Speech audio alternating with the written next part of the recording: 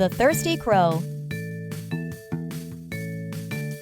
One hot day, a very thirsty crow was flying around looking for water. After flying for a long time, he spotted a pot of water. There was very little water in the pot. He tried to put his beak inside, but couldn't reach the water. He had an idea. He saw many pebbles on the ground. He picked up pebbles one by one and started dropping them in the pot.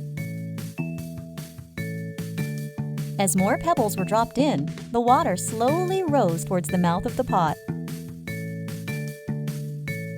The crow drank the water and quenched his thirst. After drinking the water, he flew away happily to his home. Moral of the story? Where there is a will, there is a way.